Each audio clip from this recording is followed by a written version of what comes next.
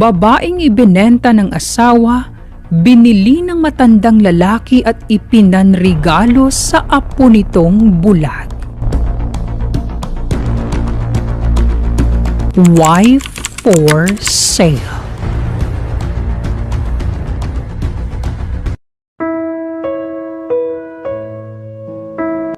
Erica's point of view. Tulala akong nakatingin sa kawalan. Hawak ko ngayon ang annulment paper na siyang simbolo, hindi lamang ng tuluyang paghiwalay namin ng aking asawa, kundi simbolo rin ito ng tuluyan kong pagkabenta sa iba. Oo, nakakatakot isipin ngunit ebenenta ako ng asawa ko. Ebenenta niya ako nang maubos ang kanyang pera, kakasugal at mga ari-arian. Ebenenta niya ako dahil ako na lamang ang huling option niya upang siya ay muling magkapera. Maging mabuti ka sa bago mong asawa, Erica.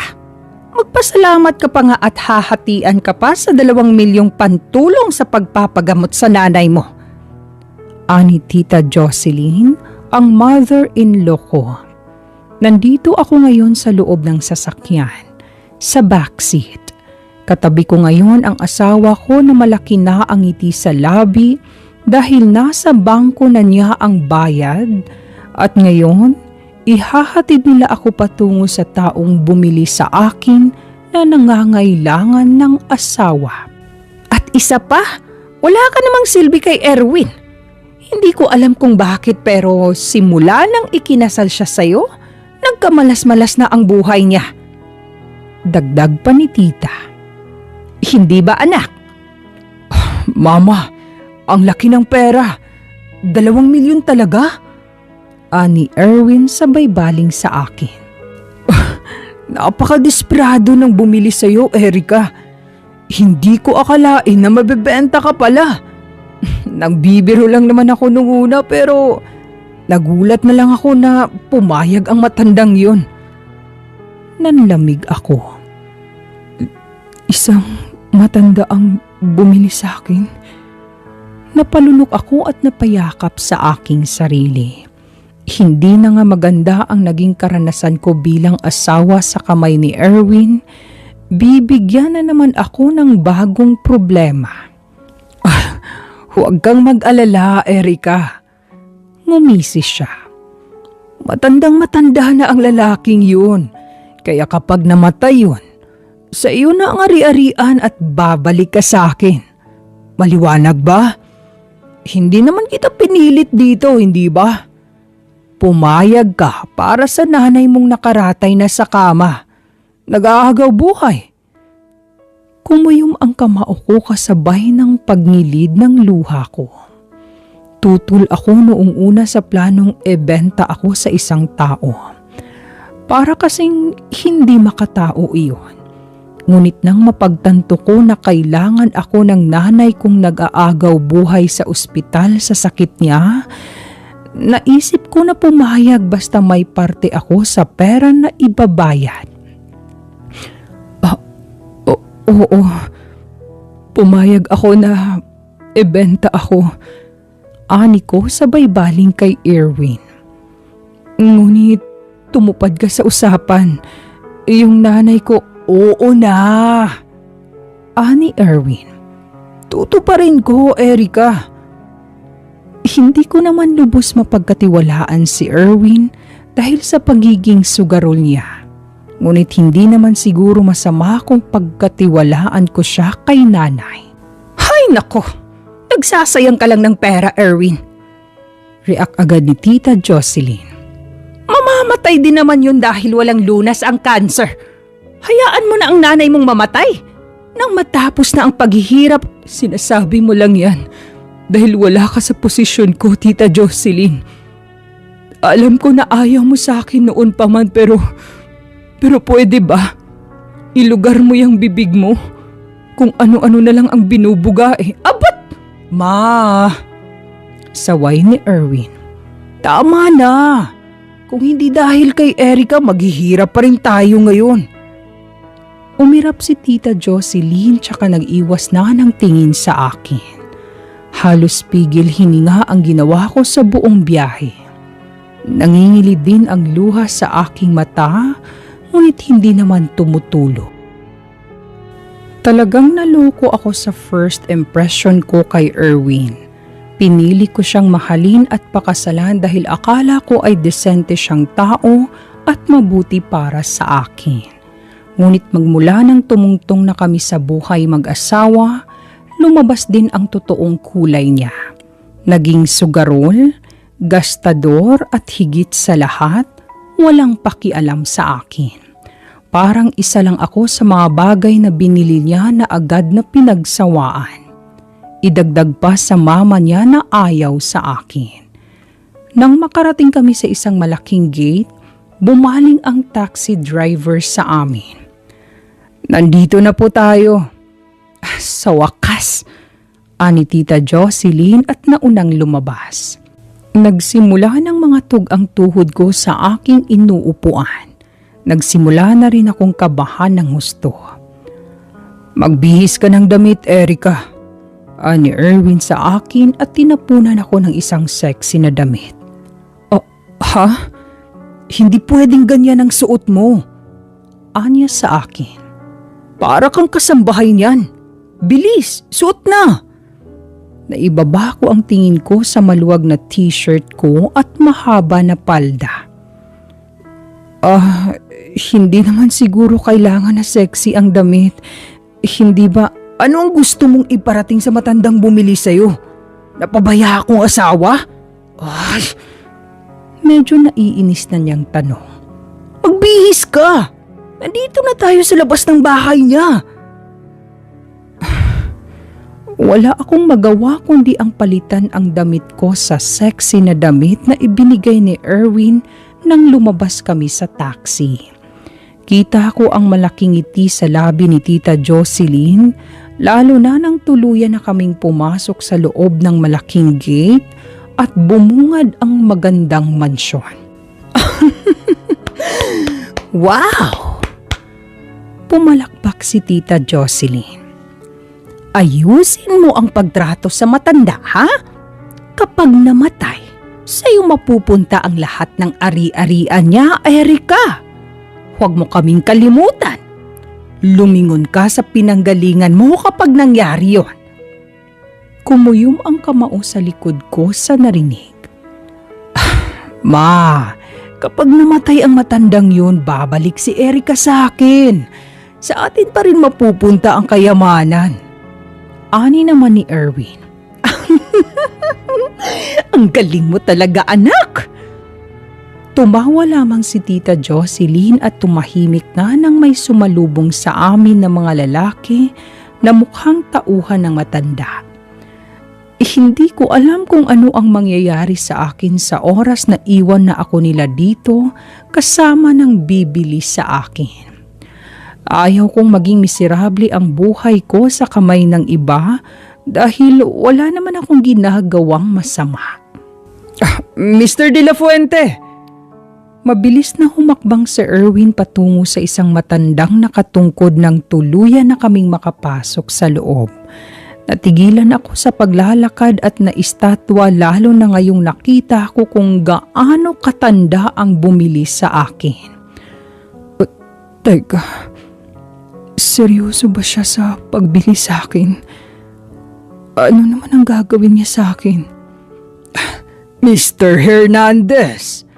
ani ng matanda at nakipagkamayan kay Erwin. "Mabuti at nandito ka na. Nandyan na ba ang binili ko?" Oo, Mr. Hernandez." Lumapit si Erwin sa akin at hinila ako patungo sa matanda.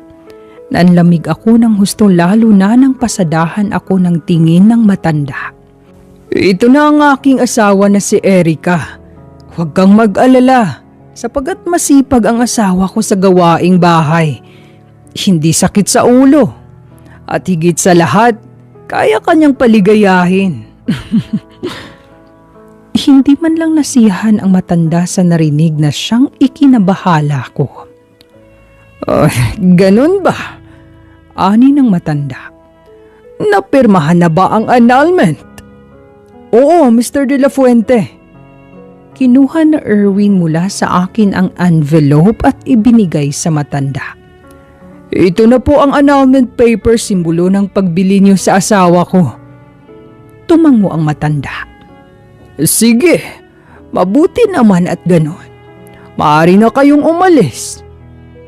Nagkatinginan sina Erwin at Tita Jocelyn. Parang may gusto pa silang sasabihin sa matanda ngunit hindi nila masabi. Wala na po ba kayong ibang katanungan? Medyo awkward na pagkatanong ni Erwin. Wala na. Ani ng matanda at sininyasan ang mga tauhan niya. Ihatid niyo na sila sa gate. Humigpit ang hawak ni Erwin sa kamay ko at tiningnan ako. Umayos ka dito, Erica. Gusto mong magamot ang nanay mo.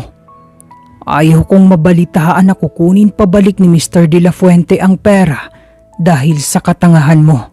Maliwanag. Nang hindi ako sumagot, padabog niya akong binitiwan at saka hinatid na sila ng mga tauhan ng matanda palabas ng bahay.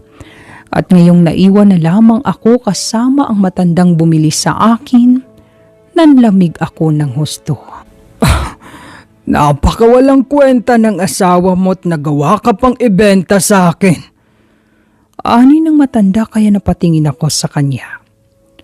At bakit ganyan ang suot mo? Balak mo ba akong landiin, iha? Nakaramdam ako ng hiya. Hindi po. Nagulat ako nang bigla siyang tumawa, tawang parang si Santa Claus. Yo, natukan ko yati. Pasensya na, iha. Pero baka masusunog lalo ang kaluluwa ko sa impyerno kapag ginawa ko yon. Mahal ko ang asawa ko sa langit. Bigla akong naguluhan.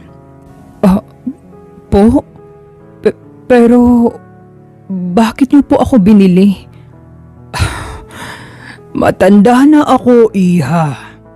Ani ng matanda sa akin. Ilang araw, linggo, buwan o taon na lang ang natitira sa akin. Patay na rin ang nag-iisang anak ko at ang asawa niya sa aksidente. Pati ang asawa ko, iniwan na rin ako. Ako at ang tanging apo ko na lang ang natitira sa mundong to. Binili kita dahil regalo kita sa apo ko bago ko siya iwan sa mundong to. Umawang ang labi ko. Teka, apo niya?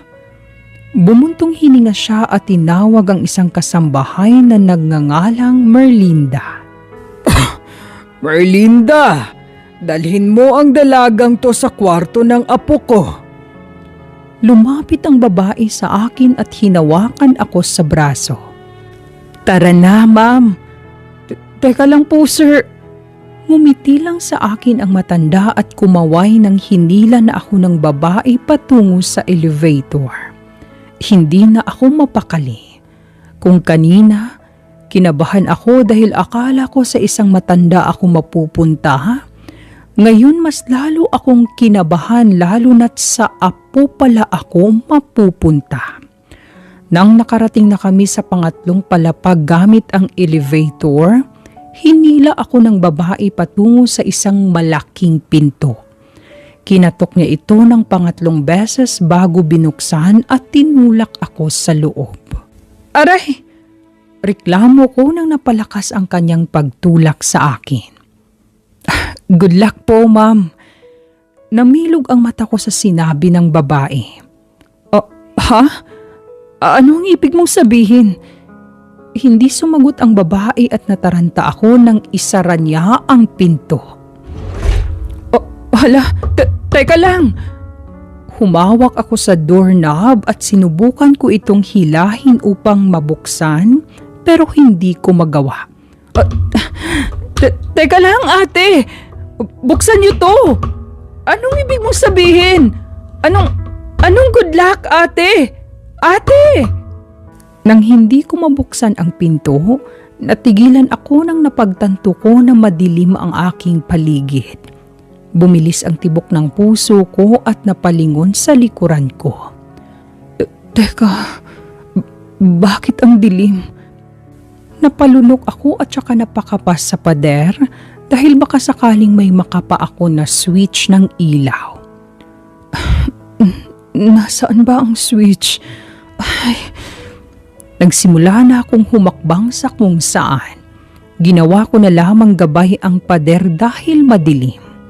Para akong bulag kahit hindi naman dahil wala talaga akong makita kundi kadiliman.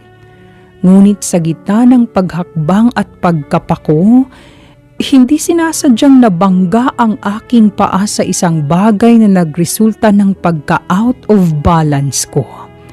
Nadapa at nasubsob ang mukha ko sa isang matigas na bagay.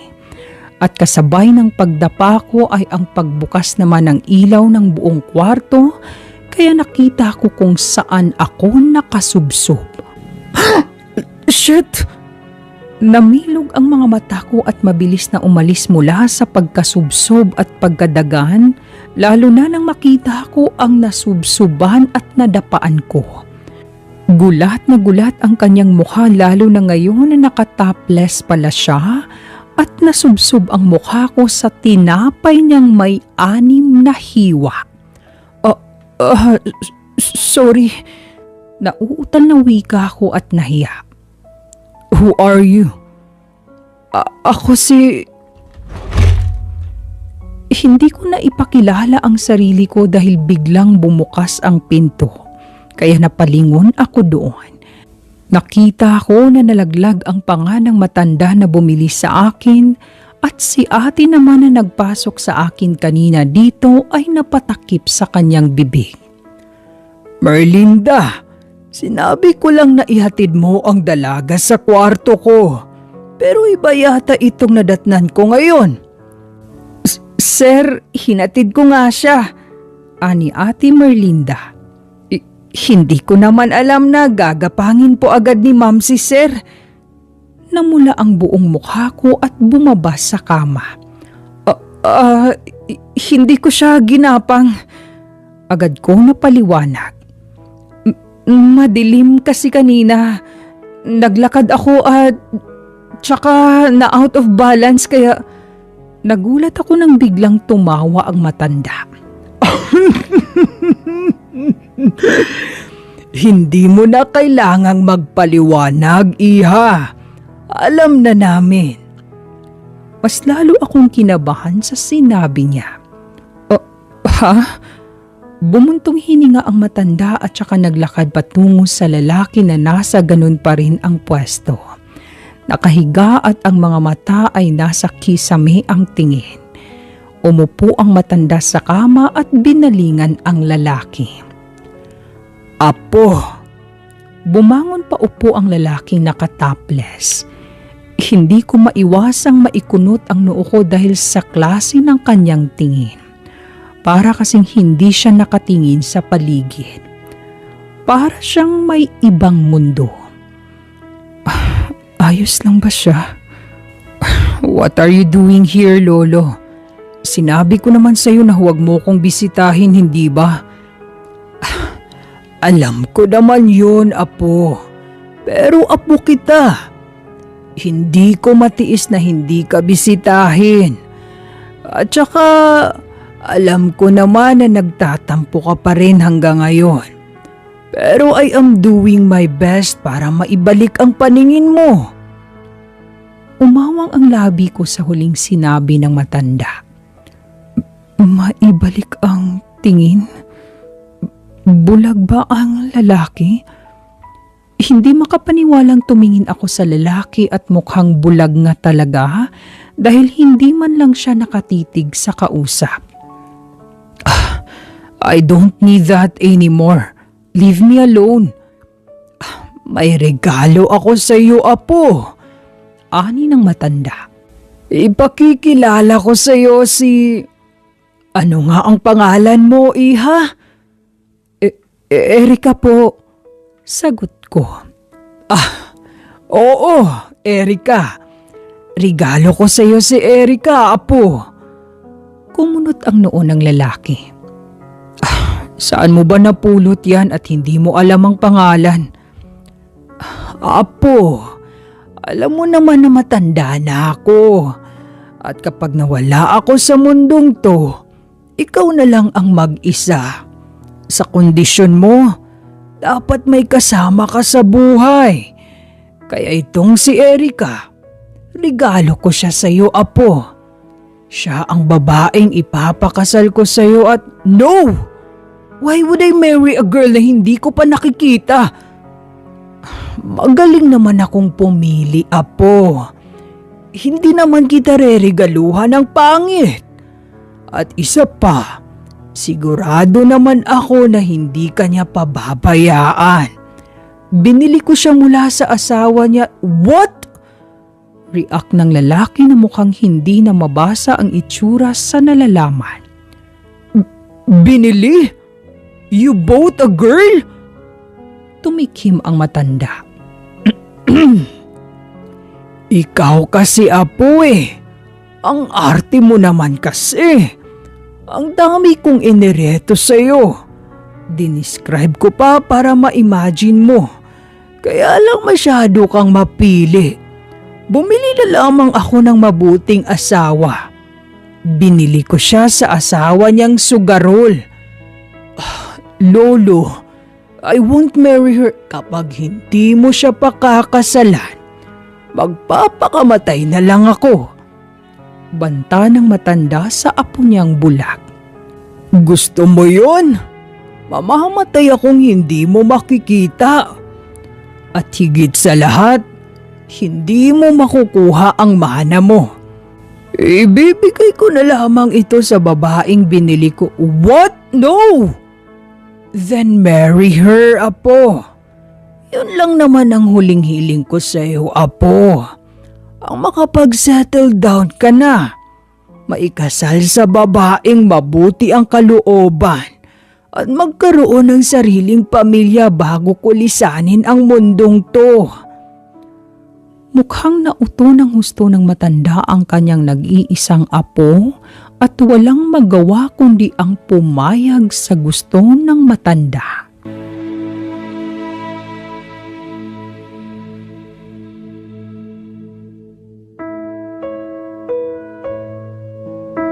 Ikinasal ako sa lalaking bulag na ang pangalan ay Vincent de la Fuente.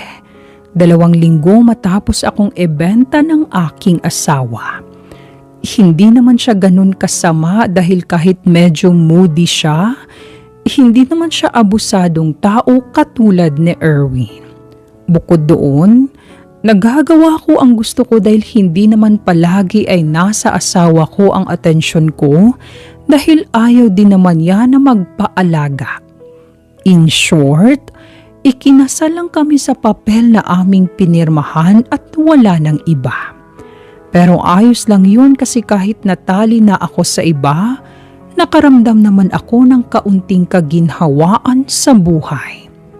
Ma'am Erika, hinahanap ka ni Sir Vincent. Natigil ako sa pagluluto ng agahan namin nang sabihin iyon ni Ate Merlinda. Galing kasi siya sa kwarto ni Vincent dahil hinatid niya ang pagkain na niluto ko para kay Vincent. Po, bakit po? Ewan ko po, ma'am. Nang hinatid ko ang pagkain doon, hinanap ka niya bigla. Sige po ate. Hinubad ko ang apron. Pwedeng pakibantayan po ito. Pakihain na lang din po kung luto na. Tumango si Ate Merlinda sa akin. Sige po, ma'am. Nagtungo ako sa kwarto ni Vincent at pagdating ko doon, nadatnan ko siyang nakaupo sa sofa, walang ginagawa. Lumapit ako sa kanya at saka tumikim. Ano po yun, sir? Umangat ang kilay niya. Sir, ganyan din ba ang tawag mo sa dating asawa mo? Ha? Hindi po. Call me Vincent. Nagka-amnesia ka ba't nakalimutan mong ikinasal ka sa akin? Pasensya na po. Call me by my name. You're not my maid. Sige po. Napakagat ako sa ibabang labi ko at muling tumikhim. Ano po ang kailangan mo? Hanapan mo ko ng damit. Utos niya sa akin. Nasa walk-in closet. Aalis tayo ngayon. Sige po. Agad kong sinunod ang utos niya at pumasok sa walk-in closet. Pagpasok ko doon, nalunod agad ako sa mangha sa dami ng magagandang damit ni Vincent. At isa ring nagpatigil sa akin ay ang malaking portrait ni Vincent na nakatuksido. Nakakrus ang mga braso at strikto ang pagmumukha. Napatungangan na lamang ako habang nakatingala dito. Wow, ang gwapo niya. Nasabi ko na lamang sa mangha. Bakit kaya siya nabulag? Bumuntong hininga ako at saka kumuha na lamang ng damit niya. Paglabas ko sa walk-in closet, naroon pa rin siya sa pwesto niya. Nandito na ang damit mo. May brief ba yan at boxer? Nagulat ako sa tanong niya. Ha? Wala po. Damit lang to. Hindi mo ba pasusuotin ng brief ang asawa mo? Napakurap-kurap ako. Sige po, kukuha ako. Alam mo ba kung saan? Sa closet. Nasa drawer. Kumuha ka roon. Sinunod ko ang gusto niya at kumuha ng brief at boxer sa drawer na tinutukoy niya. Hindi ko maiwasan ang maawa sa kanya lalo na nang humakbang siya patungo sa banyo nang ibinigay ko sa kanya ang inutos niya sa akin. Alam niya ba kung nasaan ang baliktad sa hindi? Diyos ko, baka lalabas siyang baliktad ang suot. Agad ko siyang sinundan sa banyo. Puro gabay lang ang ginawa ng lalaki ngunit nagawa niya pa ring makarating sa banyo nang hindi nadadapa. Sir, Vincent. Natigilan sa paghubad ng damit si Vincent dahil sa pagtawag ko sa kanya. What are you doing here? Tutulungan na kita. Baka baliktad mo pang may isuot ang damit. I can manage. Hindi. Pagputol ko sa kanya. Sorry sa pagdisturbo pero kung kailangan mo ng tulong, huwag kang magdalawang isip na humingi. Hindi naman siguro ako display lang dito kaya hayaan mo kung tulungan ka. Hindi siya nakapagsalita kaya ako na mismo ang nagtanggal sa polo niya at ibinigay sa kanya ang damit na susuotin niya. Oh, akala ko ba itutulungan mo ko? Napahinto ako. Ha? Ikaw ang magsuot sa akin ng damit. Napalunok ako. Sige, kukuha lang ako ng mapagpatungan. Ang tangkad mo kasi, sir. Hindi na kailangan. Siya na mismo ang nag-adjust para sa akin. Yumuko siya para maabot ko siya at upang maisuot ko sa kanya ang damit. Iyon lang ang tanging naging tulong ko dahil pinalabas na niya ako pagkatapos.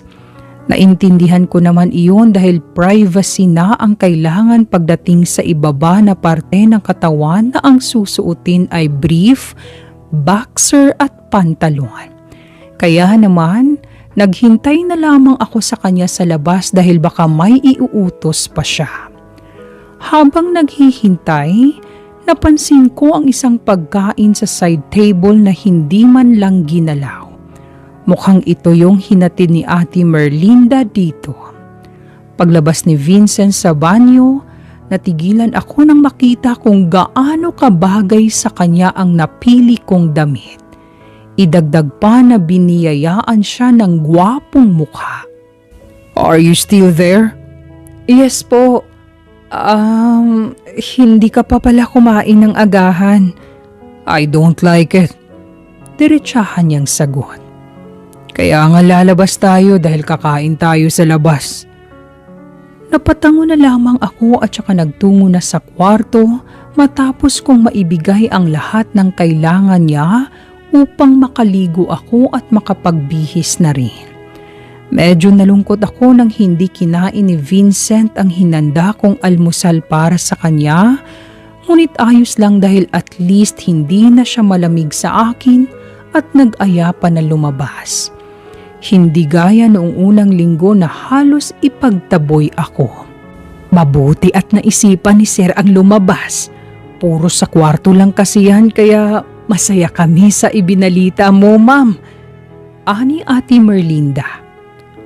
Talaga? Oo, mula nang mabulag, ayaw nang lumabas ni Sir Vincent. Kaya nag-alala na si Sir De La Fuente. Ay, kawawang Sir, nabulag dahil sa babaeng yun. Babaeng yun? Oo, at saka Merlinda. Napaigtad si Ate Merlinda sa biglang pagdating ni Vincent. May dala siyang tungkod na magsisilbing gabay niya sa kanyang dadaanan. Sir! Naputla si Ate Merlinda. Agad akong lumapit sa kanya at saka maingat na hinawakan siya sa braso.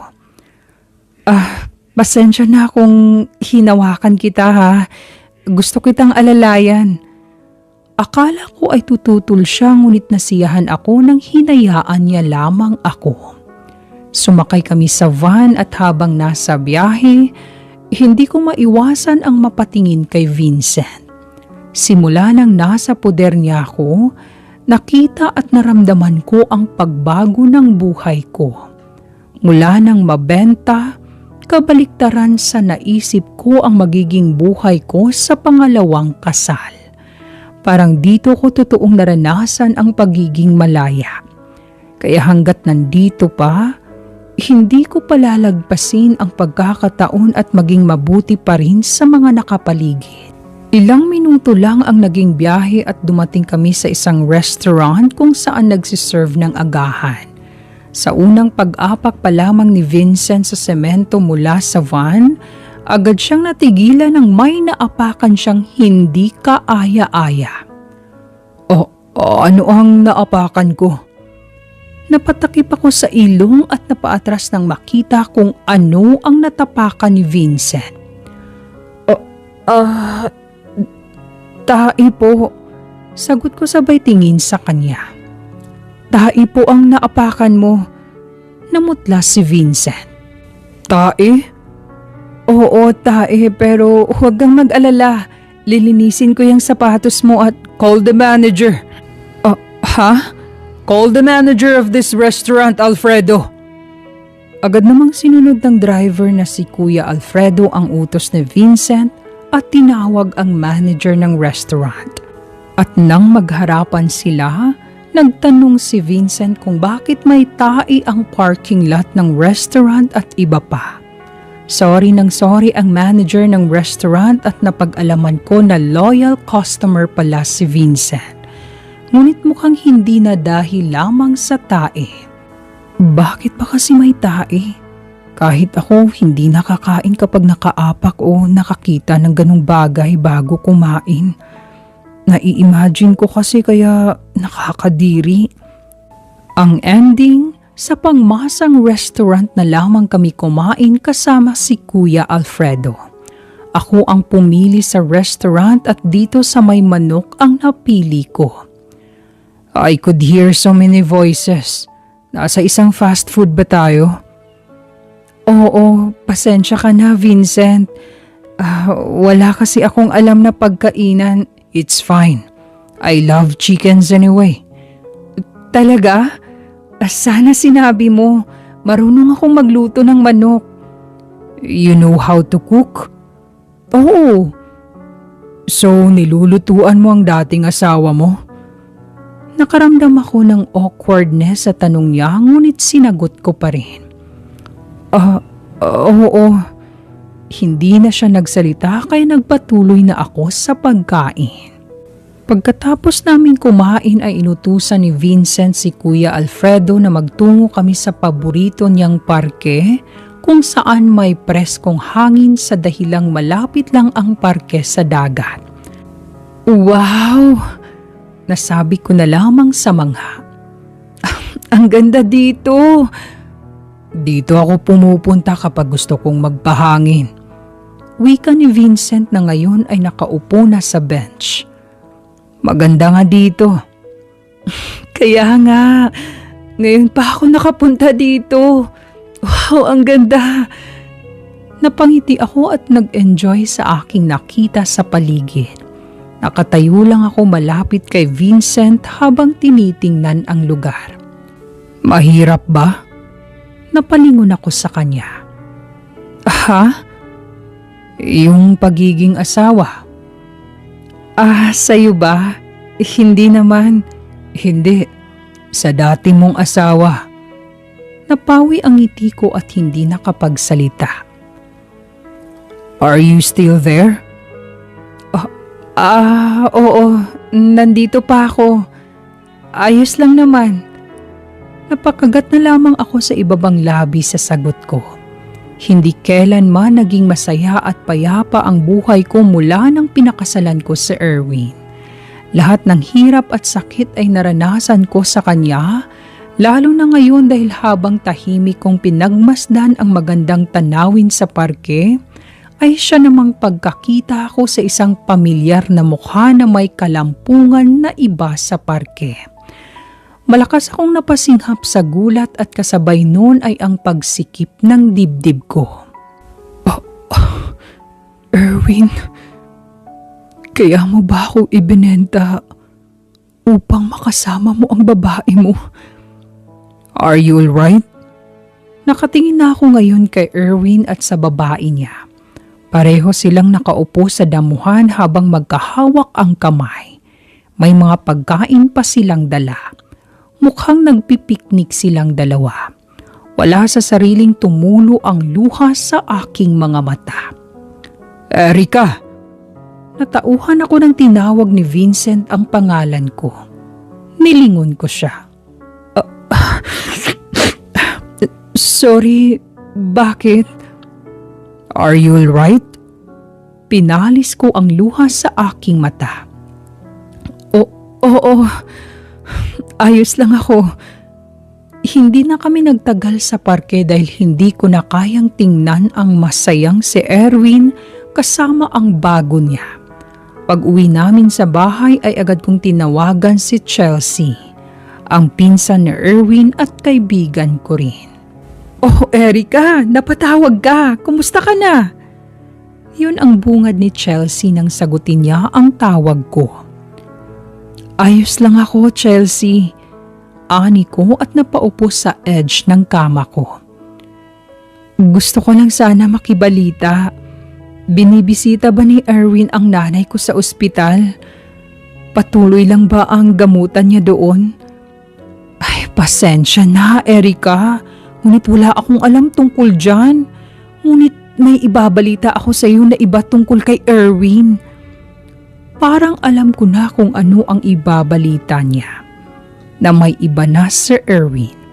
Ngunit gusto ko pa rin marinig iyon sa ibang tao. Ano yun? Umalis na sila dito, Erika. Wala na sila Tia Jocelyn at Erwin. Umalis. Nilayasan ang utang sa sugalan at iba pa. Bumilis ang tibok ng puso ko sa narinig. Ha? Ano ang ibig mong sabihin? Kailan nangyari? 2 linggo na ang nakalipas, Erika. Yung ibang pinag-utangan niya, ikaw ang hinahanap. Hindi ako mapakali sa nalaman. Kung ganun ang ginawa niya, may posibilidad din na nilayasan ni Erwin ang pangako niya sa akin. Kaya naman nagpaalam muna ako sa mga tao sa bahay upang magtungo kay nanay na ilang linggo ko nang hindi nabibisita dahil sa mga nangyayari sa buhay ko. Ngunit pagdating ko doon ay sinalubong agad ako ng masamang balita.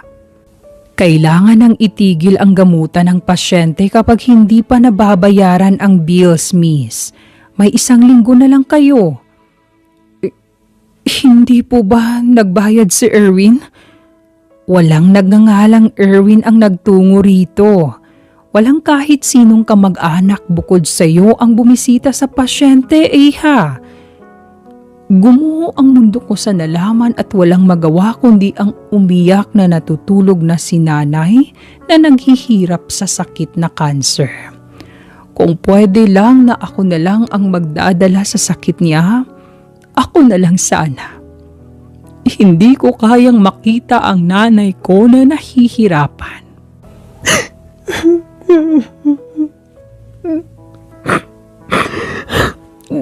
Nay, ano ang gagawin ko?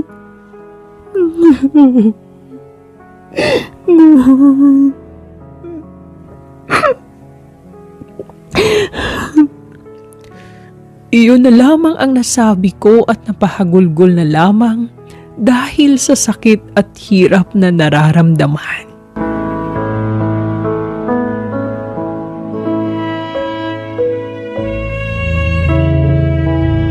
Vincent's point of view. Apo, hininto ko ang music na aking pinakinggan sa aking kwarto at nakinig kay Lolo na kapapasok lang sa kwarto ko. Oh, Lolo, what are you doing here? Naramdaman ko ang pag-upo niya sa tabi ko. Nasa isang sofa kasi ako sa kwarto ko. Nalaman ko na lumabas kayo ni Erica. Maligayang wika ni Lolo. At kumain kayo sa labas, sabi ng driver mo na si Alfredo. Bumuntong hininga ako. Oo, hindi kasi masarap ang luto dito kaya naisipan ko na lang na isama siya sa labas. Talaga? Masarap kaya?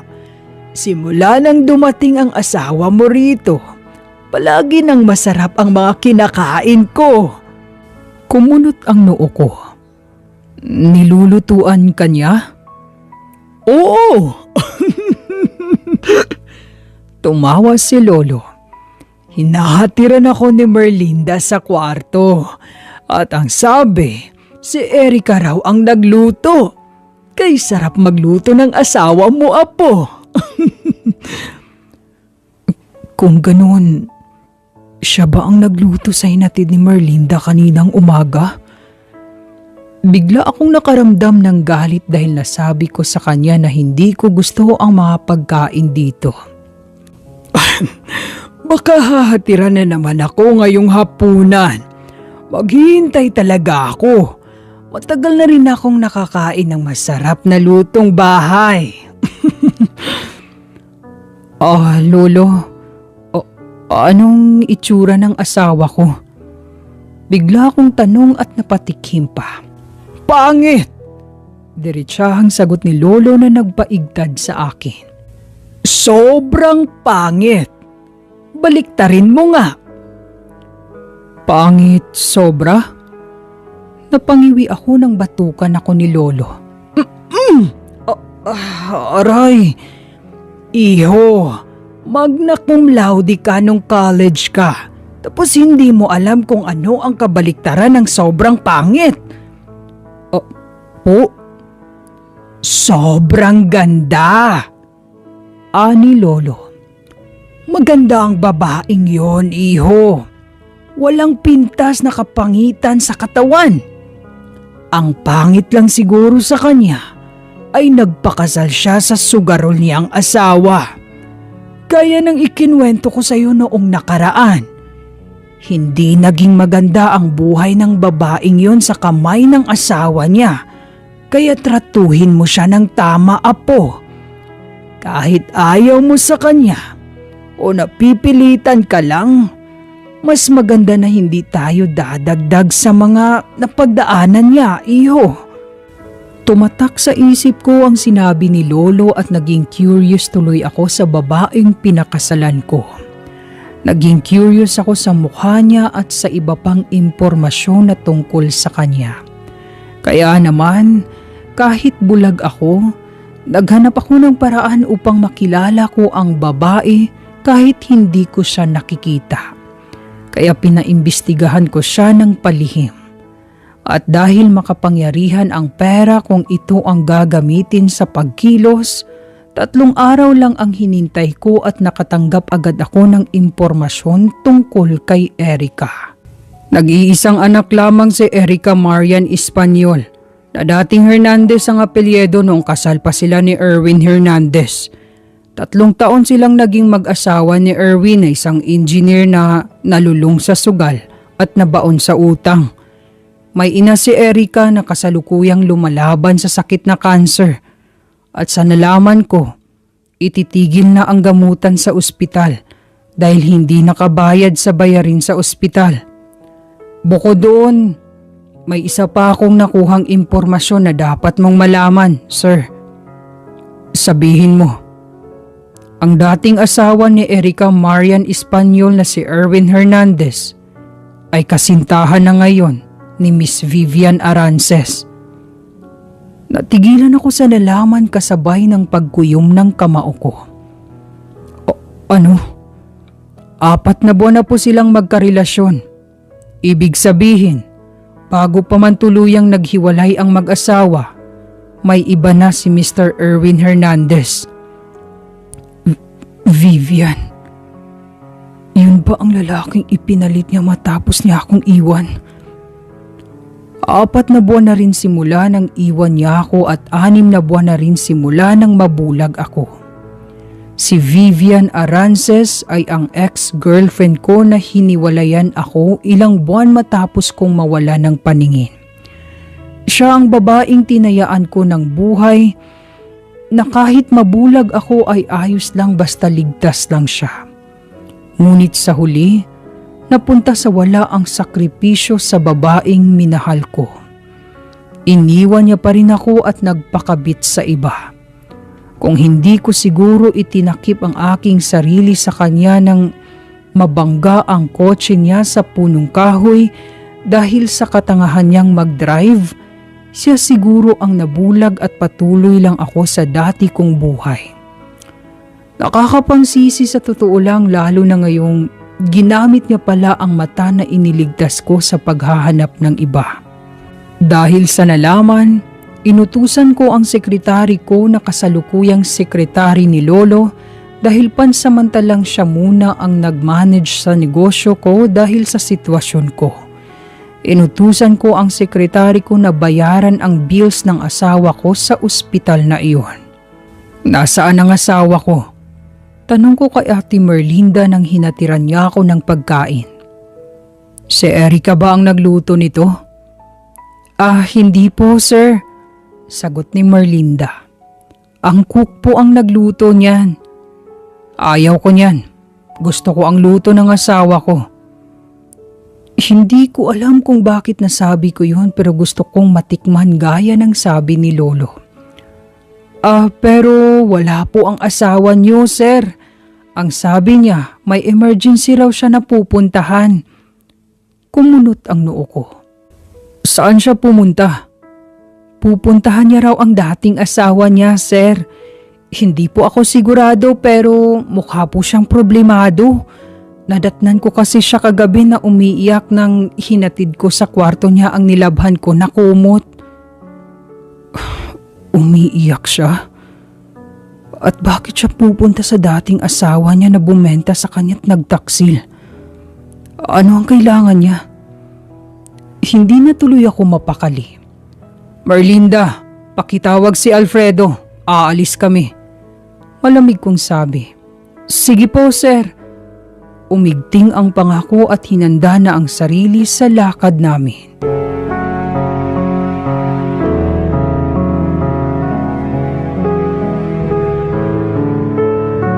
Erica's point of view. Nakasakay ako ngayon sa taxi patungo sa bagong tirahan ni Erwin. Nalaman ko mula kay Chelsea ito at papatungo na ako sa bagong address niya upang singilin siya sa pangako niya sa akin bago niya ako ebenta sa iba. Hininto ako ng taxi sa address at sobrang bilis ng tibok ng puso ko nang makita ko ang bahay. Huminga ako ng malalim bago ako naglakad patungo doon at kinatok ang pinto. Erwin! Erwin, buksan mo to! Erwin! Ilang beses akong kumatok bago ito binuksan ng isang babae na galing payata sa pagtawa. Napawi nga lang ito nang makita niya kung sino ang kaharap niya. Nasaan si Erwin? Napalunok siya at nilingon ang loob ng bahay. Erwin! Bakit, babe? Iyon ang narinig ko mula kay Erwin na nasa loob ng bahay nila. Halika rito! Nauutal na wika ng babae. Nandito si... Hindi ko na pinatapos ang kabit niya at mahina siyang tinulak upang makapasok ako sa loob. Erwin! Napabalikwas ng bangon si Erwin mula sa sofa nang makita ako. Erika? Hayop ka! Hindi ko na mapigilan. Nasaan ang pangako mo? Nandito ka lang nagpakasaya? Hiwalay na tayo, Erika. Binenta mo ko, Erwin. At pumayag ako dahil sa pangakong babayaran at ipapagamot mo ang nanay ko. Pero ano? Ititigil na nila ang pagpapagamot dahil hindi pa bayad. Dahil nagpakasaya ka sa buhay kasama ang babae mo. Umigting ang panga ni Erwin. Kumuha siya sa wallet niya ng ilang libong pera at inilapag ito sa kamay ko. O yan, umalis ka na, Erika. Dinisturbo mo kami. 5,000? Hindi makapaniwalang wika ako nang makita ko ang pera na inilapag niya sa kamay ko. Sa 2,000,000 na pera na natanggap mo, ito lang ang maibibigay mo? Nagastos ko na, Erika. Naghulog ako sa bahay na to. Problema mo na yun, Erwin. Ang usapan ay usapan. Kailangan ko ng pera para kay nanay. Para mabuhay pa siya. Hindi ko natapos ang aking wikain dahil sinampal ako ni Erwin ng malakas sa pisngi kaya napaupo ako sa sahig. Nanay mo yun kaya obligasyon mo, Erika. Sa ating napag-usapan, wala tayong pinirmahan kaya pwede kong hindi to pa rin ang pangako ko. At isa pa, pag-aari ka ng matanda na yon, hindi ba? Sa kanya ka manghingi. Walang hiya ka, Erwin. Walang hiya ka. Sigaw ko habang tumutulo na ang luha sa aking mga mata. Wala kang puso. Napakabuti ng nanay ko sa'yo kahit napakasama mong asawa sa akin. Itinuring ka niyang anak tapos wala akong pakialam sa opinyon mo. Lumabas ka na! Nang tingnan ko ang babae niya, nakita ko na namutla ito. Matagal na kayo ni Erwin, oh. Hindi nakapagsalita ang babae. Bulag ka ba? Bakit may asawa ang pinatulan mo? Erika! Hinila ni Erwin ang braso ko. Umalis ka na! Alis! Napakasama mo, Erwin. Ang sabi mo, tumahimik ka! At akmang sasampalin na sana niya muli ako nang isang boses ang nagpatigil sa kanya. Tama na yan!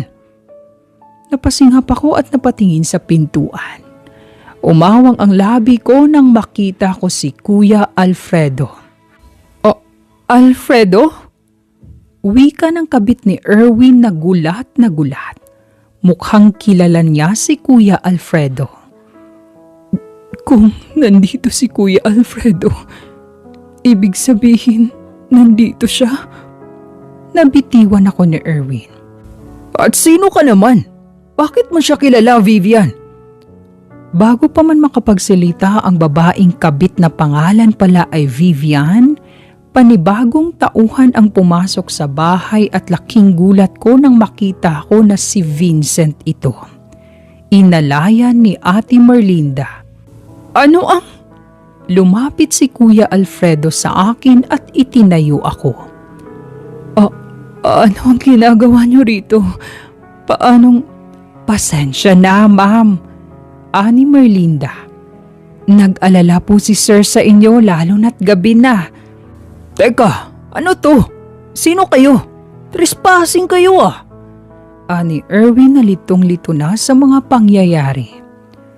Ikaw ba ang dating asawa ng asawa ko ngayon? Biglang tanong ni Vincent. O, asawa? Sino? Si Erica? Napatingin si Erwin sa akin. Asawa mo to? Hindi ang matandang yun? Ako ang asawa niya. Si Vincent ang sumagot na kahit hindi niya ako nakikita ay nakaharap siya sa akin. Nandito ako dahil susunduin ko ang asawa ko dahil ipagluluto niya pa ako. Nalaglag ang panga naming lahat sa sinabi ni Vincent. Wala rin akong magawa nang marahan akong hinila ni Kuya Alfredo palayo kay Erwin at lumabas na kami sa bahay. Inalayan niya akong makapasok sa loob ng van katabi si Vincent na wala ng imik.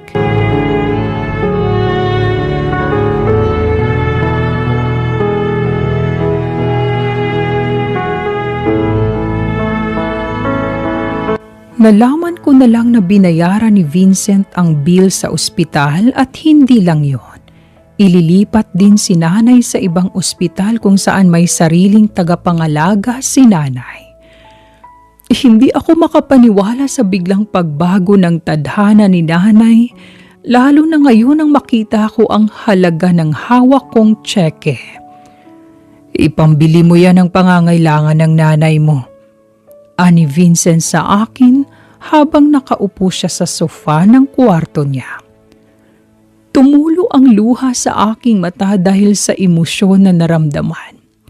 Parang kailan lang, nagmakaawa ako kay Erwin tapos ngayon, biglang solve na ang problema. Hindi lang yon. Si Vincent din ang magbabayad sa iba pang gastusin hanggang sa gumaling siya. Kung may iba ka pang kailangan, sabihin mo lang, salamat. Pinalis ko ang luha sa aking mata. Napakabuti mo. It's nothing. Basta huwag ka nang magtungo sa lalaking yun. Salamat. Maraming salamat talaga. Maraming salamat. Humagulgol na ako at niyakap siya.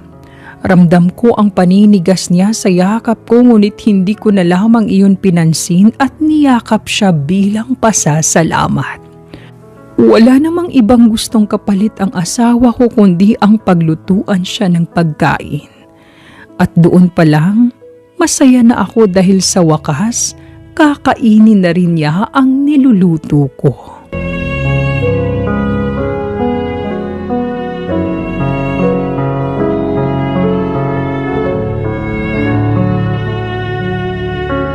Lumipas ang ilang buwan, sobrang gaan ang pakiramdam ko katulad ng buhay ko ngayon dahil sa pagbabago nito na talaga namang hindi kapani-paniwala.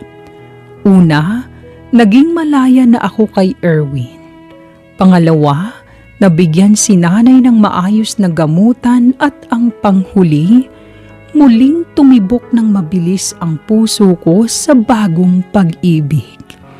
Ngunit kahit ganito ang naramdaman ko sa bagong pinakasalan ko, wala akong balak na sabihin ito sa kanya dahil alam ko naman na hindi katulad ko ang tipo niya. Ngunit sadyang mapaglaro ang tadhana dahil isang araw, nang ako'y magising sa isang kwarto, bumungad agad sa side table ang 3 pulang rosas at sulat na, "Let's date at 6 p.m." na siyang sulat kamay ni Vincent. Gumuhit agad ang ngiti sa aking labi at kasabay nito ay ang pagpula ng aking pisngi. Hindi naging hadlang ang pagkabulag ni Vincent sa mga bagay na gusto niyang gawin.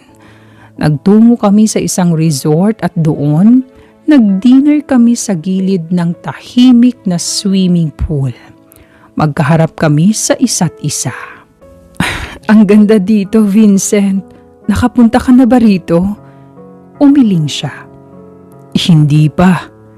Ngumuso ako. Gusto mo bang ilarawan ko sa iyo ang paligid? Ang ganda kaya. Pwede mo bang sarili mo ang ilarawan mo? Natigilan ako. Oh, ha? Gusto kitang makita. Seryosong wika niya. Kahit sa imahinasyon ko lang. Tumayo ako mula sa aking kinauupuan at saka lumapit sa kanya. Vincent.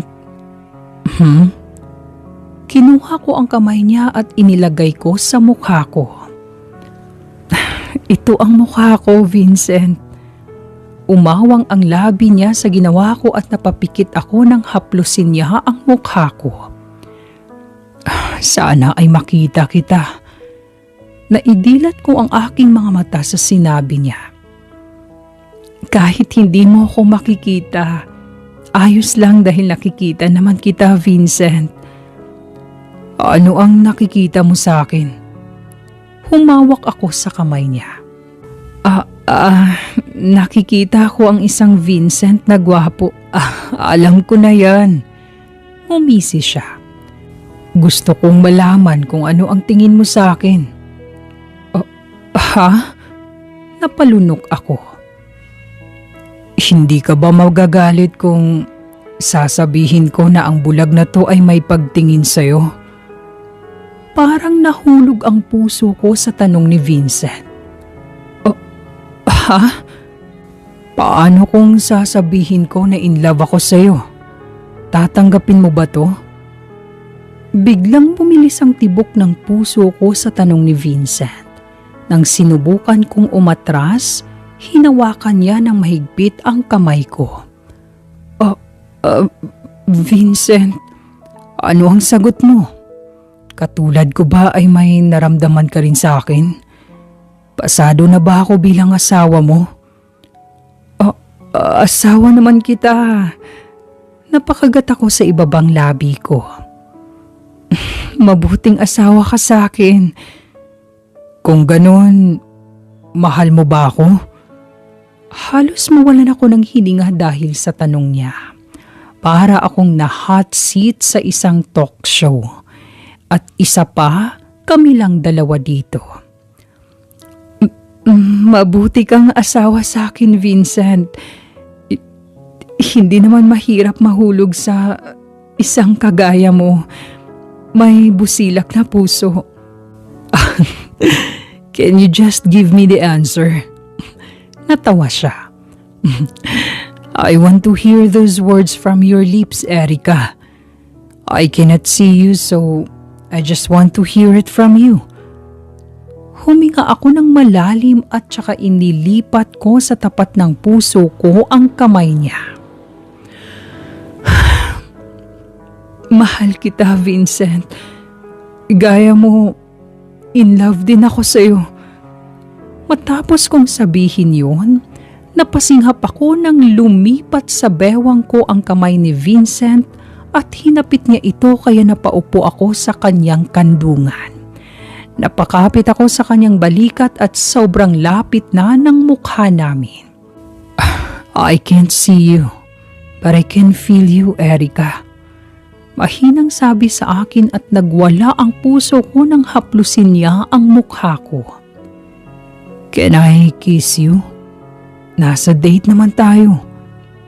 Namula ang buong mukha ko at nakagat ko ang ibabang labi ko. Okay lang. Pumikit ako. Mahal naman natin ang isa't isa. Nagulat ako nang humagalpak siya ng tawa kaya naidilat ko ang aking mata at nahiya sa sinabi.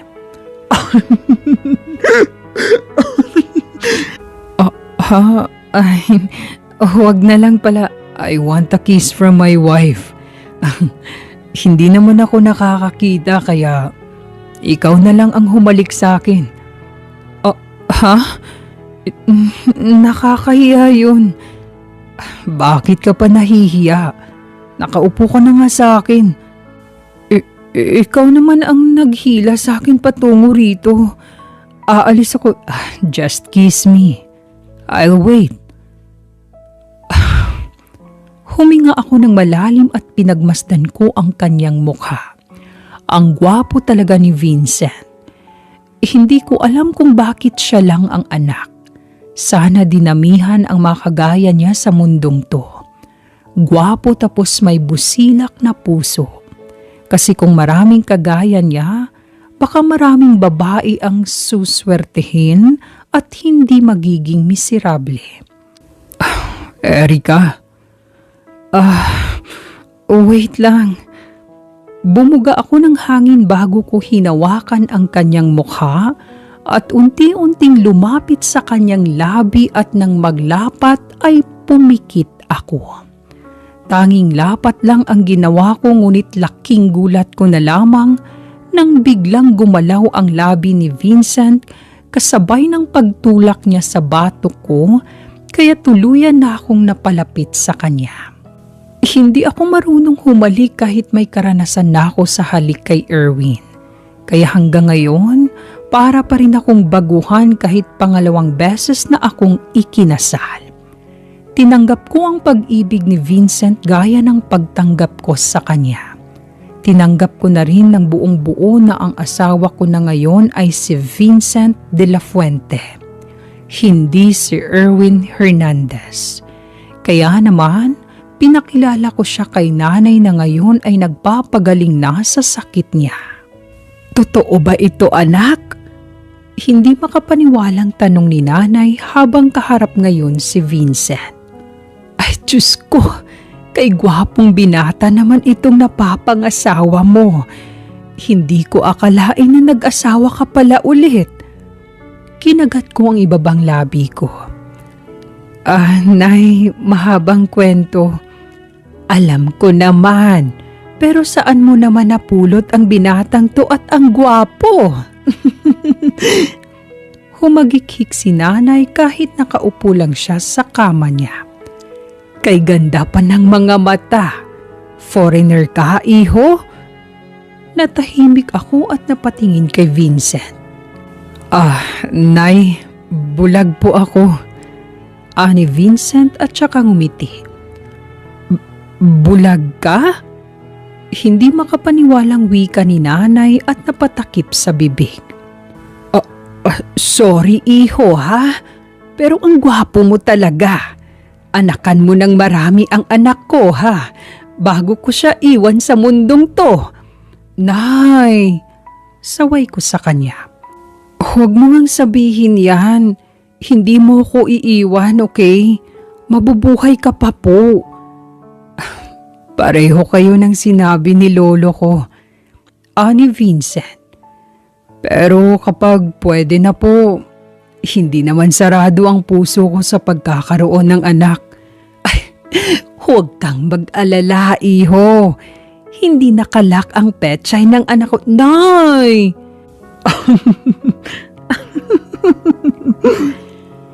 Napasapo na lamang ako nang magtawanan silang dalawa. Ganitong-ganito si nanay kapag masigla siya. Kahit nakakainis minsan ang mga lumalabas sa bibig niya, mas gusto ko pa ring makita na ganito siya kesa naman sa namumutla at nanghihina siya. Gusto ko pong makakita ulit para makita ko kayo at ang anak ninyo. Ani Vincent. Ay, Diyos ko, ang swerte naman ng anak ko sa pangalawang kasal niya. Blooming palagi ang anak ko, iho. Hindi katulad nung sila pa ni Erwin. Parang nadagdagan ng 10 taon ang edad ng anak ko sa dami ng problema na ibinigay ni Erwin sa kanya. Masasabi ko na napakabuti mong asawa, iho. Gusto kita para sa anak ko. Marami pang ikinuwento si nanay kay Vincent na nagresulta ng pagka-close nila agad. Nangako si Vincent na bibisita siya muli kay nanay. Lumipas muli ang ilang buwan, mas nag-umapaw ang blessings sa buhay ko. Magandang ideya na inilipat si nanay sa ibang ospital dahil nag-improve ang kanyang kalagayan. Bukod doon, may magandang balita rin tungkol sa kalagayan ni Vincent. Ang sabi, may posibilidad na maibabalik ang kanyang paningin. Kaya ipinagdasal ko talaga sa Panginoon na sabay silang gumaling upang mas maging masaya ang aming pagsasama.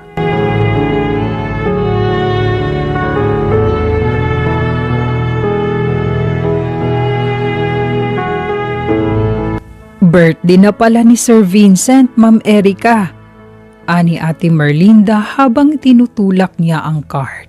Nandito kasi kami sa grocery store. Hindi mahilig si Sir sa selebrasyon. Ano po ang plano mo, Ma'am? Gusto ko siyang handaan. Ani ko sabay ngiti sa kanya. Hindi kaya siya magagalit? Umiling agad si Ate Merlinda. Hindi yan, lalo na kapag ikaw. Lumaki ang ngiti sa aking labi at excited sa gagawin ko para sa birthday ng asawa ko. Gusto ko kasi na gawing special ang birthday niya, kaya ilalabas ko ang talento ko sa pagbe-bake ng cake. Matapos naming bumili ng mga grocery, pumila na kami sa counter. Hindi agad kami naasikaso dahil may isang customer ang nakipag-away sa cashier. Nang makita ko kung sino ito, napangiwi na lamang ako. Wala talaga sa lugar ang ugali niya palagi. Napailing na lamang ako at saka pasimpleng nakinig na lamang. Ay, ano ba yan? Reklamo ni Merlinda. Matatagalan tayo nito, Ma'am. Hayaan mo na. Hindi pa naman ako nagmamadali. Sabi ko at nakinig sa palabas ni Tia Jocelyn. Ma'am, wala na talagang laman ang card niyo po. Ani ng cashier na mukhang pagod na sa trabaho. Ay, hindi! May laman yan kanina lang. Baka naman inakaw mo. Galit na wika ni Tita Jocelyn na maraming alahas sa katawan at makulay ang damit. Marami din siyang binili na mukhang hindi niya mababayaran dahil walang laman ang card niya. Hindi po ako magnanakaw, Ginang. Talagang walang laman na ang card niyo po. Ani ng cashier. Kung may cash kayo, pwede po cash. Sabi ng card lang ang dala ko. Bakit hindi ka nakaintindi? Napamiwang si Tia Jocelyn. Baka naman ninakawan mo talaga. Bakit walang laman yung card ko? Ang dami pa niyan kanina. Nasaan ang manager ninyo? Tawagin nyo. Ma'am, sinasabi ko sa iyo na walang laman ang card ninyo. Wala naman pong ibang kukuha sa pera nyo kundi kayo lang. Kung wala po kayong ibabayad, ibalik nyo na lang po ang mga kinuha nyo o dito lang po yan. Hindi lang po ikaw ang customer namin. Ano ba naman to? Umigting ang panga ni Tita Jocelyn at nang bumaling siya sa banda namin, umawang ang labi ni Tita Jocelyn nang makita ako. Naibaba niya rin ang kanyang tingin sa cart namin na punong-puno. Tamang-tama. Tumawa siya at kinuha ang card mula sa cashier. Nandito ang daughter-in-law ko, Erica! Kumunot ang noo ko nang lumapit siya sa akin at hinawakan ako sa braso. Erica, anak, bayaran mo muna ang binili ko. 3,000 din yan. Marami ka namang pera, hindi ba? Automatic na kumulo ang dugo ko sa sinabi niya, lalo na ngayon na feeling close siya sa akin. Ma'am, ani Ate Merlinda. Napatingin ako sa cashier na mukhang nairita na talaga. Bumuntong hininga ako at kinalas ko ang pagkahawak ni Tita Jocelyn sa braso ko. Hindi mo ko daughter-in-law, Tita Jocelyn. Bayaran mo ang mga pinili mo. At saka nilagpasan ko siya tulak ang cart naming dalawa ni Merlinda. Abat, gaga ka! Narinig kong wika niya na nagpatigil sa akin. Hindi ka na marunong lumingon sa pinanggalingan mo ngayon. Wala kang utang na loob! Hindi ko na lang siya pinansin at pinakounter na ang mga pinabili namin. At habang ginagawa iyon, titig na titig si Tita Jocelyn sa akin habang kumukuha ako ng pera sa aking wallet. Sa gilid ng mata ko, nakita ko na nanlaki ang kanyang mata. Ilan po lahat? Tanong ko sa cashier. 7,899 pesos po. Binigay ko na ang 8,000 pisong pera sa cashier at saka inilagay na nila sa paper bag at karton ang mga pinamili namin. Ang dami naman ng pinamili mo, ma'am. Ani ng babaeng nakasunod sa akin. My birthday? Ngumiti ako. Magbe-birthday na kasi ang asawa ko. Plano ko siyang handaan. Kinilig agad ang babae. Talaga? Ang sweet mo naman. Sure ako na mahal mo ang asawa mo. Napasulyap ako kay Tita Jocelyn na ngayon ay hindi na maitsura ang mukha. Oo naman. Mahal ko ang asawa ko. Umuwi ako sa bahay na nasa sala ang asawa ko na naghihintay sa pag-uwi ko. Kasama niya ang lolo niya na napatayo sa pagdating ko. Iha! Ngumiti siya sa akin. Kumusta po kayo? Tanong ko. Ngayon ka lang po ulit umuwi dito. Oo. Inasikaso ko kasi ang papeles sa paggamot sa mata ng asawa mo. Ngayong buwan, aalis kami ng bansa para magpa-opera. Namilog ang mata ko. Talaga po? Oo. Gusto agad gawin ng apo ko dahil sabik na niyang makita. Maghanda ka na, iha. Malikot ang mata ng apo ko lalo na kapag nakakakita na muli. Napatingin ako kay Vincent na ngayon ay nakanguso na.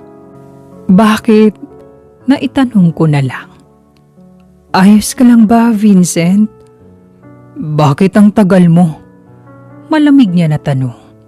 Kanina pa kita hinihintay. Lumapit ako sa kanya at hinawakan ang kanyang kamay. Pasensya ka na, Vincent. Natagalan kasi kami dahil may nangyari sa grocery store. Napadami rin ang pagbili ko kaya pasensya na. Ayos lang. Tabi tayo mamaya Namilog ang mga bibig ng mga nakarinig sa sinabi ni Vincent. Namula naman agad ang mukha ko at mahina siyang kinurot sa kamay. Ouch! Hindi lang tayo ang nandito, Vincent. Hinila niya ako palapit sa kanya. Paki ko ba? Mag-asawa na tayo. Dapat nga ay marami na tayong nagawa ngayon. Hindi lang kiss, hug at holding hands. Dapat lagpas na doon. Napatikim sina Lolo at Ate Merlinda.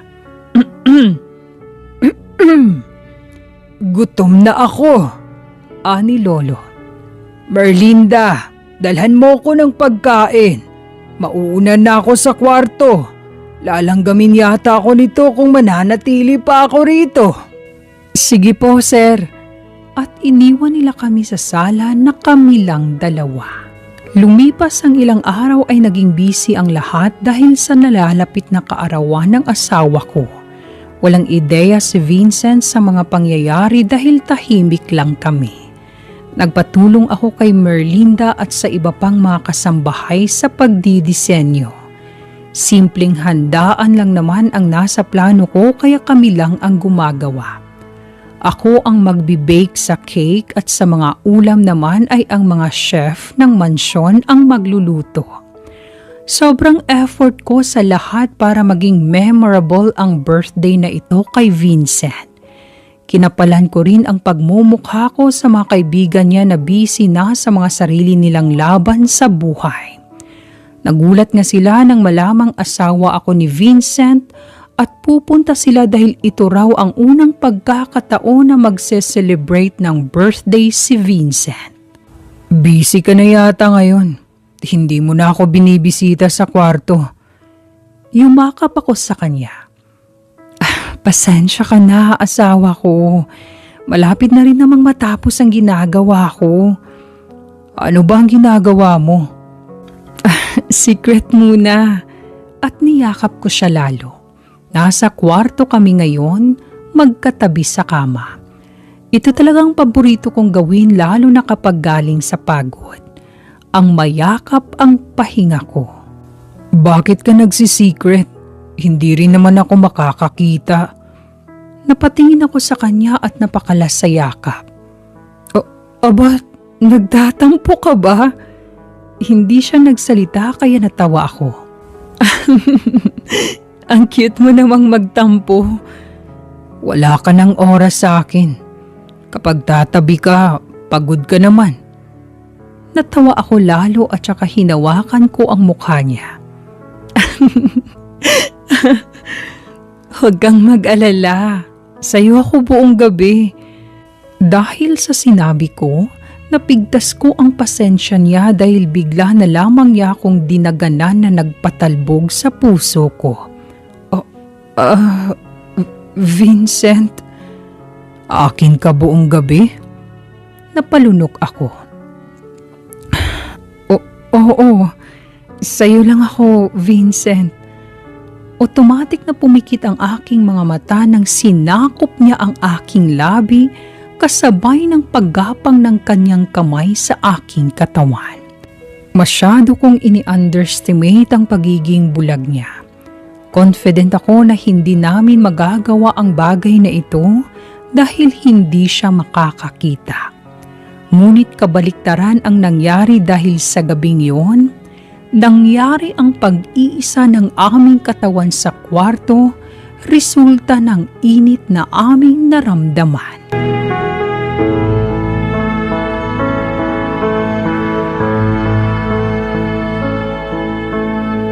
Dumating na ang araw ng kaarawan ni Vincent at sinurpresa ko siya kasama si Lolo, mga kasambahay at mga kaibigan niya. Nagulat siya sa ginawa ko at akala ko ay magagalit siya dahil ipinagdiriwang namin ang kaarawan niya. Pero masayang-masaya siya lalo na nang muli silang nagkatagpo at nag-usap ng mga kaibigan niya. Gaya ng napagplanuhan, simple lang naman ang kaarawan. Simpleng design at kaunting tao lang. Sobrang private na tao kasi ang asawa ko kaya nire-respeto ko yon. Siya si Erica, ang asawa ko. Pakilala ni Vincent sa tatlo niyang kaibigan. Swerte niyo dahil mas nauna niyo pa siyang nakita kesa sa akin. Nagtawanan sila. Magaling kang pumili, Vincent. Kahit kailan talaga. Wika ni Mark. Mabuti at kinasal ka na. Ikaw na lang kasi ang single nun. Akala ko nga si Vivian na ang pakakasalan mo pero bilog nga naman ang mundo. Kumunot ang noo ko sa narinig. Vivian? Ito ba yung babaeng dahilan kung bakit nabulag si Vincent? Pamilyar ang kanyang pangalan. Naku, ang babaeng yun. Nakita ko sa airport. Aalis yata. Mabuti na lang at hindi kayo nagkatuluyan. Hindi mo sana makakasama ang babaeng nasa tabi mo ngayon, Vincent. Walang-wala ang kagandahan ni Vivian Arance sa kanya. Umawang ang labi ko. Vivian Arances? Babae ni Erwin? Dating girlfriend ni Vincent? Small world. Ang liit lang talaga ng mundo. Di ba aalis ka ng bansa sa susunod na linggo upang magpa-opera? Pagbalik mo, banding tayong lahat kasama ang mga asawa natin. Saad naman ni George. Napangiti ako nang marinig ko ang usapan. Ramdam ko ang kasiyahan kay Vincent nang makausap muli ang mga kaibigan. Sa pagkakaalam ko, tuluyan na silang nagkalayo mula nang magkapamilya sila at may sari-sariling negosyo kaya minsanan na lang ang kanilang pagtatagpo. Pero ngayon, muli silang nagtagpo kaya hahayaan ko muna si Vincent sa kanila. Tutungo na sana ako sa kusina nang tumunog ang phone ko at isang unregistered number ang tumawag. Teka, sino naman kaya to? Hindi ko sana sasagutin kaso paulit-ulit na tumatawag kaya pagdating ko sa kusina, sinagot ko ang tawag. Hello? Erica? Namilog ang mata ko nang marinig ko ang lasing na boses ni Erwin. Maganda na buhay mo ngayon. Erwin, naloko ako ng matandang iyon. Anya sa kabilang linya. Iniwan ako ni Vivian at tinakbo ang pera ko. Ikaw, pinahiya mo si Mama. Huminga ako ng malalim bago ako nagsalita. Ibababa ko na to. Tumawa siya sa kabilang linya. Oh, ang talino mo, Erika. Hindi nga matanda, ngunit bulag naman.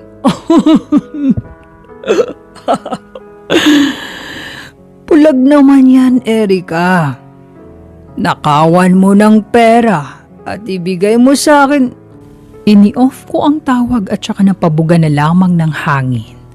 Buang na talaga si Erwin dahil tawag pa rin siya ng tawag sa akin.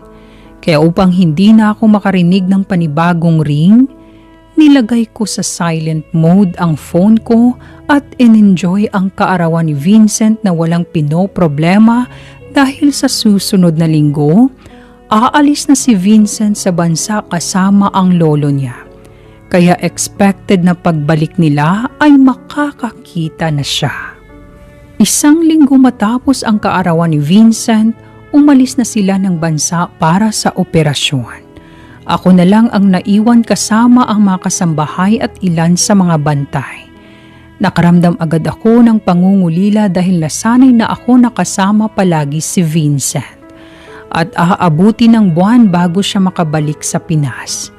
Pero kahit ganun, gumawa pa rin kami ng paraan upang makausap ang isa't isa. Ano ang gusto mong dalhin ko pagbalik dyan? Tanong ni Vincent sa akin sa kabilang linya. Sabihin mo lang, sa susunod na araw, ooperahan na ako. Wala.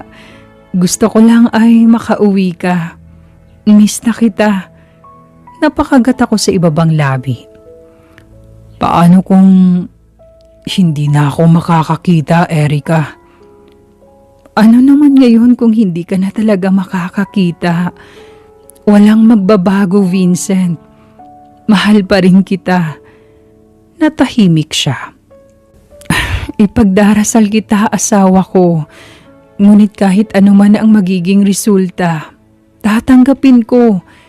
Minahal naman kita na ganyan ka kaya kahit ano pa ang mangyari, walang magbabago. I love you too. Noong wala pa ang operasyon sa kanya, gabi-gabi siyang tumatawag sa akin kaya naibsan ang pangungulila ko sa kanya. Ngunit nang dumating ang araw ng operasyon niya, doon nagsimula ang hindi namin pag-usap. Hindi na kasi siya makontak pati na rin ang lolo niya kaya nag-alala na ako. Umabot pa nga ng 2 linggo hanggang sa mag-3 linggo ay wala na akong balita. Ano nang nangyari sa operasyon? Successful ba? Bakit hindi na siya tumatawag? Bakit hindi na siya makontak? Yun ang araw-araw ang nasa isip ko hanggang sa dumating ang araw na bumangon ako sa aking higaan dahil nagising ako na naduduwal at nahihilo. Ma'am, ayos ka lang ba? Nag-alalang tanong ni Ate Merlinda sa akin nang madatnan niya akong nagsusuka sa banyo.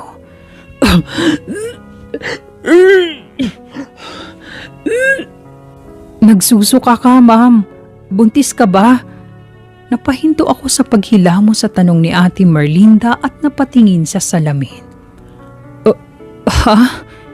Hinawakan ako ni Ate Merlinda sa balikat at pinaharap niya ako sa kanya. Kung may nangyari sa inyo ni Sir, posible po na buntis po kayo. Napalunok ako at naibaba ko ang tingin ko sa aking tiyan.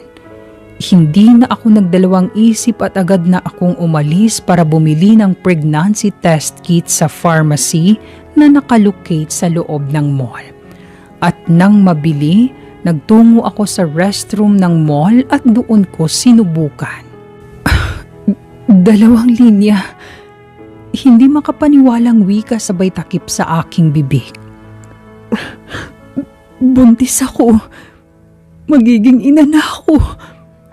Agad akong lumabas ng restroom at mabilis na kinuha ang phone para tawagan sana si Vincent. Gusto ko kasi na siya ang unang makakaalam sa pagbubuntis ko. Ngunit laking dismay ako nang hindi pa rin siya makontak hanggang ngayon. Vincent! Muli ay pumasok ako sa restroom at humarap sa salamin. Sa pangalawang pagkakataon, sinubukan kong tawagan muli si Vincent ngunit hindi ko na magawang pindutin pa ang dial dahil nakita ko na lamang sa refleksyon ng salamin ang pagpasok ng isang pamilyar na lalaki na nagpayanig ng mundo ko. Erwin, napasingap ako at mabilis siyang nilingon. Huli ka! Erika, nandito ka lang pala. Makipag-cooperate ka sa amin. Plano naming pasukin ang bahay ng mga De La Fuente mamayang gabi. Wala ang mga may-ari doon, hindi ba? Napaatras ako sa kaba. Sigurado ako na may tinatagong kayamanan sa bahay na yon. Napakapit ako sa sink. Baliw ka na. Huwag mo kong isali sa kabaliwan mo. Humakbang siya palapit sa akin at hinawakan ako sa braso. Aray, ano ba? Ano ka ba naman, Erika? Tayo rin naman ang magkakabenepisyo. O baka naman gusto mong patayin ko na lang ang bulag na yon para sa'yo na ang yaman. Nahihibang ka na. Bitawan mo ko. Nagpumiglas ako sa hawak niya at gamit ang isa kong kamay, itinulak ko siya palayo sa akin na nagresulta ng pagkahulog ng pregnancy test kit na hawak ko sa sahig. Naibaba ni Erwin ang tingin niya sa bagay na nahulog at pinulot niya ito. Kita ko kung paano nagsalubong ang kilay niya sa nakita. Ano to? Buntis ka? Kumuyom ang kamao ko. Oo, buntis ako. Ano naman ngayon? Ha? Ang landi mong babae ka? Hahawakan muli sana niya ako ngunit inunahan ko na siya sa pamamagitan ng pagtadyak ko sa itlog niya kaya napayuko siya at napatalon sa sakit. Aray! Aray! Namula ang buong mukha niya sa sakit kaya napalunok ako at saka lumabas sa restroom. Sinubukan ko muling i-dial ang numero ni Vincent ngunit hindi ko talaga magawa dahil sumunod agad sa akin si Erwin na paika-ikang humabol sa akin. Erika! Bumalik ka! Erika! Bumilis ang tibok ng puso ko at nagpatuloy na lamang sa pagtakbo. Pinagtitinginan na tuloy kami ng mga tao sa mall. Para kasi akong tuta na takot kaya takbo ng takbo. Erika! Bumalik ka! Bumilis lalo ang tibok ng puso ko at binilisan ko ang aking pagtakbo. Ngunit sa gitna ng aking pagtakbo, nakalimutan kong tumingin sa dinadaanan ko kaya nabangga ako at halos mahilo sa lakas ng impact. Aray! Aray! Napaatras ako at napasapo sa noo. Erika! Napaigtad ako sa takot at akmang tatakbo na sana nang may humawak sa kamay ko, kaya agad akong nagpipiglas. Ano? Bitawan mo ko! Bitawan mo ko! Iha? Natigilan ako at napatingin sa nagsalita. Umawang ang labi ko nang makita ko ang lolo ni Vincent. Lolo? Are you alright, Iha? Nandito na kayo? Si Vincent, nasaan po siya? Kasama mo siya?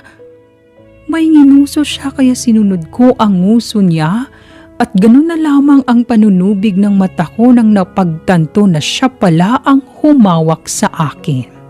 Nakatingin siya sa akin ngayon. Titig na titig sa akin na para bang mini-memorize ako. Nakakakita na ba siya? Ilang linggo rin akong walang balita sa kanya tapos nakauwi na pala. Erica! Naabutan na ako ni Erwin ngunit nang makita niya na hawak ako ni Vincent ay natawa siya. Nandito na pala ang knight and shining armor mo na bulag. Napalingon si Vincent sa kanya, confirming na hindi na siya bulag dahil nakatingin siya kay Erwin. Mr. Hernandez! Humakbang si Lolo patungo kay Erwin. Hindi mo ba maalala ang pinirmahan nating kontrata? Sir De La Fuente, nang ibinenta mo ang asawa mo sa akin, nasa usapan na hindi mo na siya gagambalain dahil tumanggap ka ng 2 milyon na pera sa bangko mo. Ano ito ngayon, Mr. Hernandez? Naubos na ba ang pera mo kaya ginambala mo na naman ang asawa ng apo ko ngayon? Hindi naman sa ganoon, sir, pero... Guards! Agad nagsilapitan ang mga guards ng De La Fuente na nagtatago lang pala. Dumiretso sila kay Erwin at hinawakan nila ito upang hindi na makapagpumiglas. Mr. De La Fuente, ano ibig sabihin nito? Ilabas niyo yan. Sagabal yan sa plano ng apo ko. At kinaladkad si Erwin ng mga guards ng matanda sa mall. Nang kami na lamang ang naiwan ay napailing na lamang ang matanda at saka napatingin sa amin. O siya, iwan muna namin kayo. Hawakan mo yan, Erica. Baka mawala. Ani ng matanda bago siya lumayo sa amin kasama ang natira niyang bantay. Hindi ko maiwasan ang magtaka. So, hindi pa nakakakita si Vincent?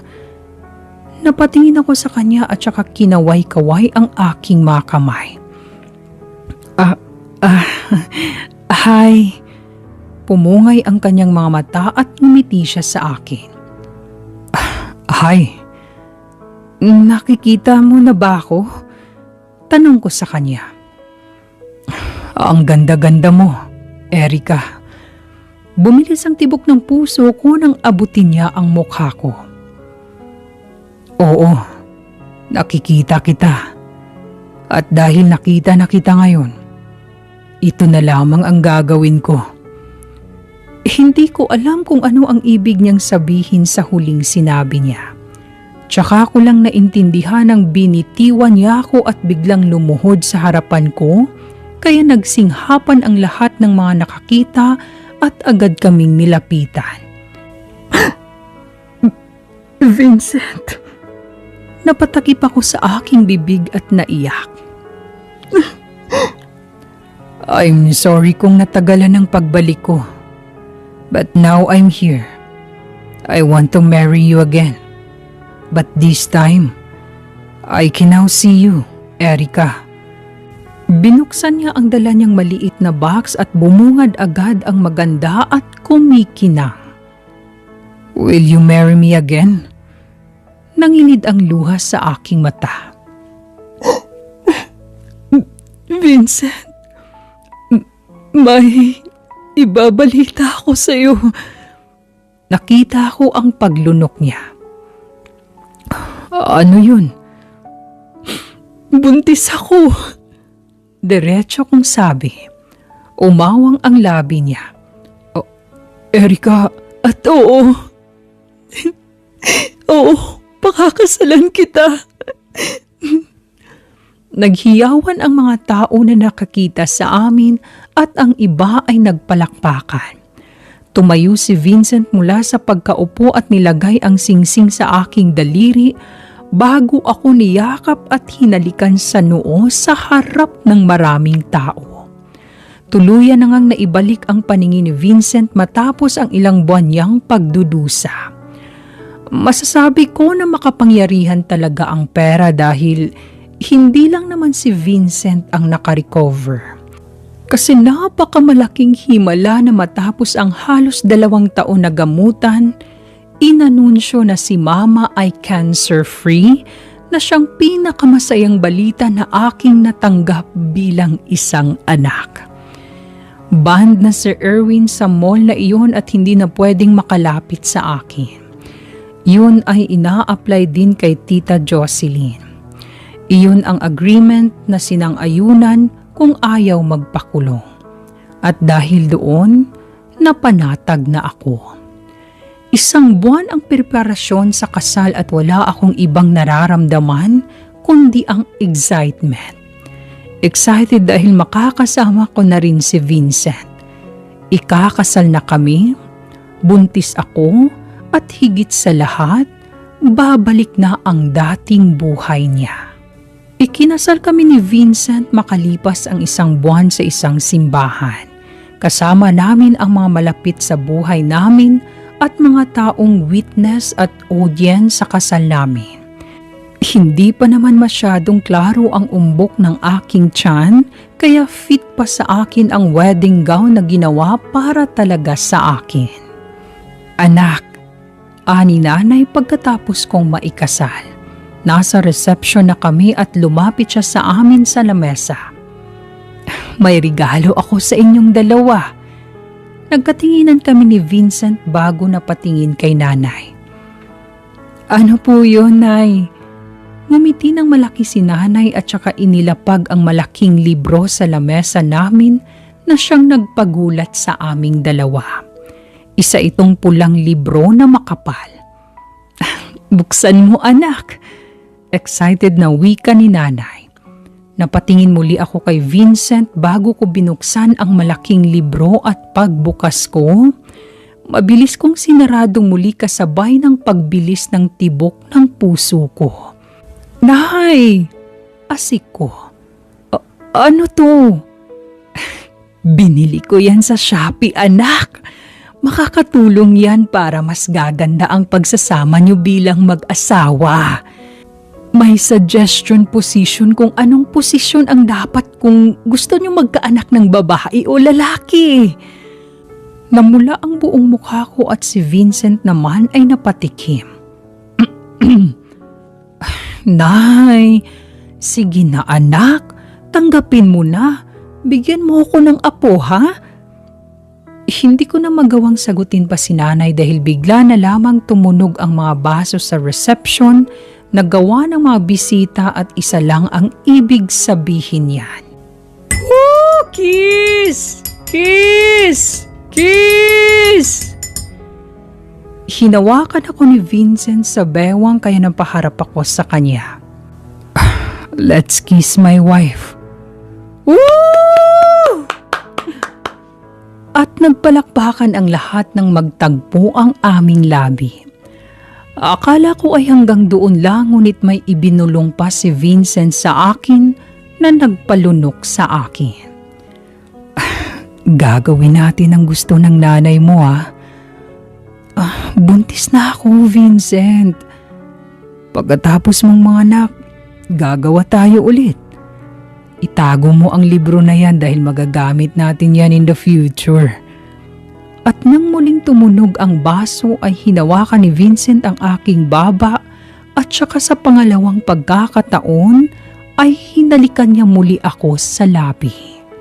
Hindi ko akalain na ganito ang kahahantungan ng buhay ko. Akala ko ay magiging miserable na ang buhay ko dahil nagawa akong ibenta ng asawa ko. Ngunit yun pala ay siyang dahilan upang ako ay mapunta sa tamang tao na siyang magmamahal sa akin ng totoo. Blessing in disguise ang nangyari. Hindi man lahat ngunit isa ako sa sinuwerte. At ngayon, hindi ko sasayangin ang pagkakataon na ito at araw-araw mamahalin si Vincent de la Fuente na siyang nagbigay muli ng kulay sa aking mundo. Wakas.